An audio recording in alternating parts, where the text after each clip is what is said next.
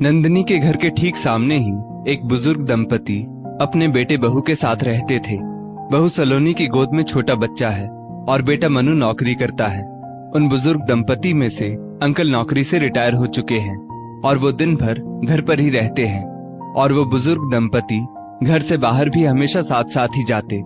नंदिनी अभी कुछ ही दिनों पहले इस घर में किराए पर रहने के लिए आई थी और जब भी उसका सामना उनसे होता तो साधारण अभिवादन के बाद वो उन लोगों का हालचाल पूछने लग जाती।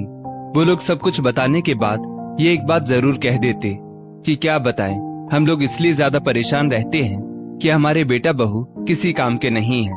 ये तो शुक्र है कि भगवान ने बेटी अच्छी दी है। नंदिनी ये सब सुन सोचती कि इनकी बहू दिन भर काम करते हुए ही दिखाई पड़ती है, बच्चे को भी संभालती है और बाजार का भी सामान खरीद कर लाती है। इन लोगों की सेवा भी करती दिखाई पड़ जाती है, लेकिन फिर भी ये लोग हमेशा उसकी बुराई ही करते हैं और बहू के साथ साथ अपने बेटे की भी बुराई से नहीं चूकते। जब से हमारी बहू आई है ना, तब से हमारा बेटा भी बिल्कुल बदल गया है, लेकिन हमारी बेटी सचमुच बहुत अच्छी है। लेकिन जैसे ही उनकी बहू सामने आती, वो दोनों लोग एकदम से बोलते बोलते चुप्पी लगा जाते। अंकल आंटी, आपकी बहू तो बहुत अच्छी है। इतने दिन हो गए मुझको यहाँ रहते, एक दिन भी हमने उसकी तेज आवाज नहीं सुनी। सिर से उसका पल्ला तो हटता ही नहीं। नंदिनी अपना दृष्टिकोण रखते हुए कहती, अरे नंदिनी बेटा, बहू तो हमारी बिल्कुल वैसी है जैसे कि हाथी के दांत खाने के और दिखाने के और। नंदिनी ना चाहते हुए भी उन लोगों की बात पर विश्वास करने पर विवश हो जाती कि हो सकता है कि वो लोग बिल्कुल सही कहते हो। नंदिनी के देवर की शादी थी तो उसकी सास ने उसको और उसके पति को महीने भर पहले ही बुला लिया था। उसके पति मदन को आसानी से वर्क फ्रॉम होम मिल गया। आज नंदिनी पूरे 2 महीने बाद अपने घर वापस आई थी और सामने बुजुर्ग दंपति के यहाँ तो नजारा ही बदला हुआ था।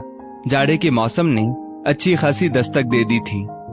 नंदिनी ने देखा कि उन बुजुर्ग दंपति की बहू उन दोनों को एक एक करके हाथ पकड़ कर लाई और आराम कुर्सी पर धीरे से बिठा दिया। फिर शायद 2 कटोरियों में गर्मा गर्म सूप लेकर आई और खुद ही सामने बिठाकर उन्हें पिलाया भी।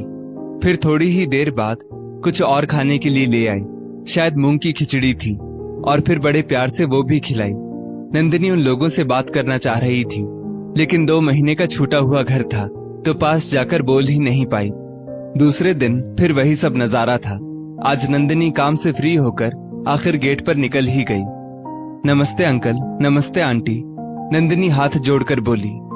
नमस्ते बेटा, और ठीक है आप लोग? क्या कुछ तबीयत खराब हो गई थी? हाँ बेटा, हम दोनों को ही डेंगू हो गया था और हमारी बहू ने हम लोगों की जी जान से सेवा की। सच में हमारी बहू बहुत अच्छी है। काश भगवान सबको इतनी अच्छी बहू दे। जिस बेटी पर हम फूलते थे उसने तो डेंगू का नाम सुनकर ही आने के लिए साफ मना कर दिया। आंटी आंखों में आंसू भरकर बोली।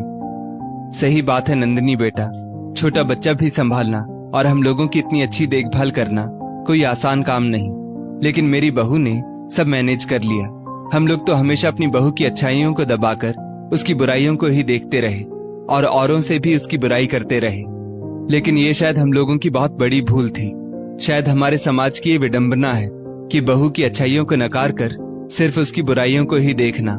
पर हम लोगों ने तो अब दृढ़ संकल्प ले लिया है कि आइंदा कभी अपनी बहू की बुराई होठों पर नहीं आने देंगे, क्योंकि जिंदगी तो बेटे बहू के सहारे ही कटनी है। नंदिनी ने महसूस किया कि उन दोनों के ही शब्दों में से पश्चाताप साफ झलक रहा था। चलो अच्छा है कि इन लोगों को अपनी बहू की अच्छाई सही समय पर नजर आ गई, क्योंकि बुढ़ापा बेटियों के सहारे नहीं बहुओं के सहारे ही तो कटता है। और नंदिनी मुस्कुराकर वापस अपने घर लौट सब काम करने लगी। दोस्तों, इस स्टोरी को लेकर आपकी क्या राय है? नीचे कमेंट करके जरूर बताइएगा और ऐसी ही और भी बेहतरीन वीडियोस के लिए हमारा पेज जरूर फॉलो करें। धन्यवाद।